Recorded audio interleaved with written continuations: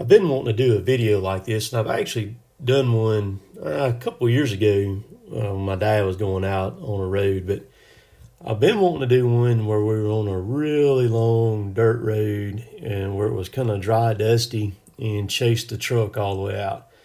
This job here is perfect for it. This is Danny. We actually have two brothers that work for us, Danny and Scott. Danny is the older brother.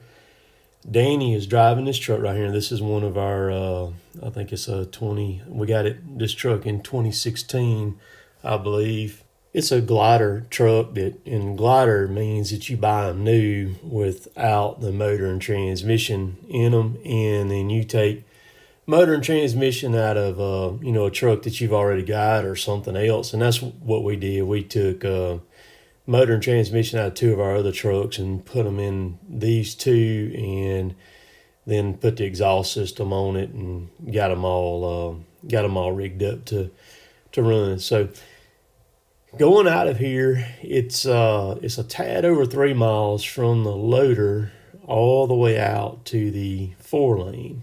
And so it takes a little bit to get out of there, and also have to kind of be in a decent spot to be able to do this with the drone where I don't lose signal as I'm going out, which if you lose signal or lose contact with the controller, the drone will return to home.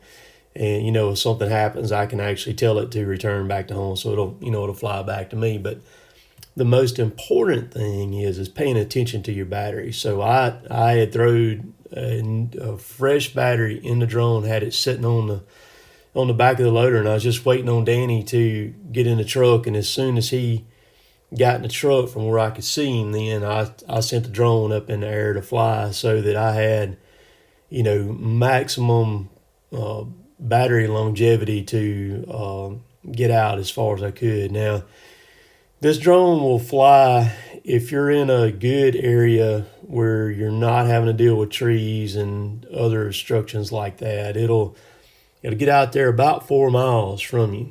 And I ended up, as we get on up here, I ended up going a little over 10,000 feet. And I still had good contact with the drone and good control of it too, then still at that distance. But I wanted to play it safe and sitting there watching the battery, because when you get out that far, it takes it just a little bit to get it back in. So and depending on what the wind's doing, whether the wind's pushing it crosswind or going to be going with it on the way back, as to what you can get away with as far as flight time, because the harder the drone works, the quicker it's going to pull that battery down.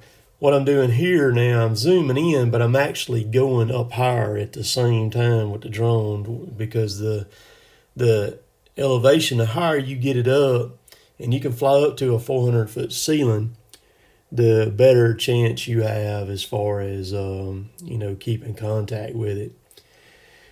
So you can see the truck has been in woods this entire time. And this is off the road. This is between the state line in Alabama and Reform, Alabama. Kind of in the Maxham community is what I would kind of refer to it as.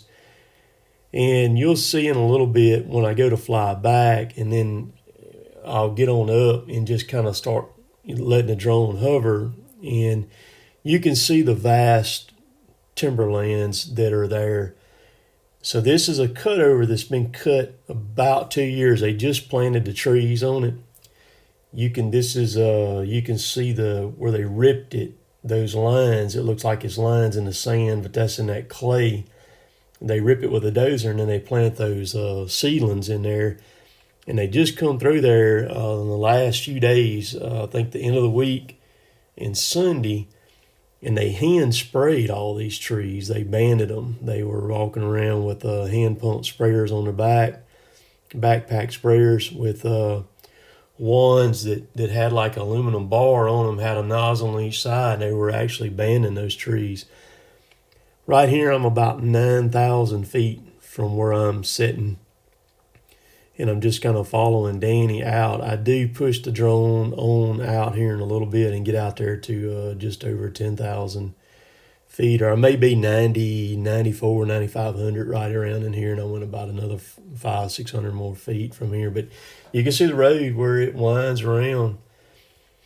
And as I'm kind of panning, this is the sights that a lot of people don't get to see that go up and down the roads. And a lot of people don't understand how vast everything is. And they only see it from the roads. And like here, it's nothing but trees. I mean, it's just timber track after timber track. We do have a lot of farming and ag right here, but it is just an incredible amount of trees growing. And you can see in the SMZs, kind of the right side of the screen, you can see the lighter green neon tops. The hardwoods they're about probably 50% of foliage right now. They still got a good ways to go. And you look toward the left-hand side of the screen, you can see the darker green, that's pine. All that's pine, and then that lighter neon is that fresh growth on the hardwood trees. You can still see Danny easing out there. The truck has a Caterpillar. All of our trucks have Caterpillars in them. I think this one is set at 475 horsepower. It's what it's set at. And I can't remember on this truck. I can't remember which transmission this truck's got in it. I've driven it a few times, and Scott's truck is identical to this one. It's got a different transmission in it though. Same engine. See, I'm pushing the drone on out a little bit further. I don't like to lose contact with the drone, because then, man, when that happens, it's a little bit eerie. You know what I mean? Because you're sitting there with a $2,000 drone up in the air, and you start getting a lot of thoughts going through your mind at that point, and just wondering about it. So this cutover is the same cutover I've been over the whole time, and he's fixing to go. You'll see him come out from behind those trees right there, and then he's fixing to go into this block of those pines. That block of pines, if I'm not mistaken, we cut that it was either 2011 or 2012. We cut that block right there. Somebody else cut this block that I'm over. Sorry, so he's into there. I'm going to turn around and work my way back, fly back. And I've got the camera zoomed all the way in, and a little bit I'll back the camera all the way out. But you can just see it is just trees. And what I'm doing, I can see this view that you're seeing right here on my phone on the controller. And also I can see a map view that's down in the bottom of the screen. So what I do when I get ready to come back, I could tell the drone to come back home, but what I do is I line the drone back up on my map there, and I can flip it between the map and then this aerial view right here that you're seeing, that I'm seeing live. And so I'll line it back up on my point, probably just like guys do that, actual plane pilots do, I'm sure, when they're flying. And I just fly it back at my location, because it's showing my location on the map. So I'm holding it wide open. The drone's running about 44 miles an hour. See, I'm backing the camera out now. And just look at how vast everything is. You can see it kind of at the top 3/4 right.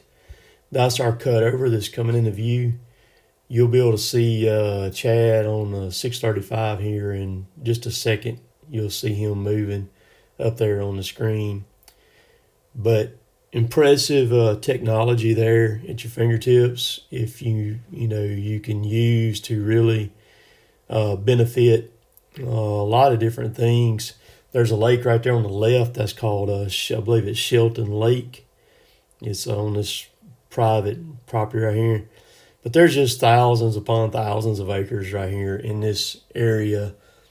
No houses on it. There's a few of them around the perimeter of it, but nothing in the interior of it. It's nothing but logging roads and clay roads that peel off on all these ridge tops and everything. Nothing but hunting ground and timberland, growing timber and people hunting clubs have at least, and hunt and use it for recreational stuff.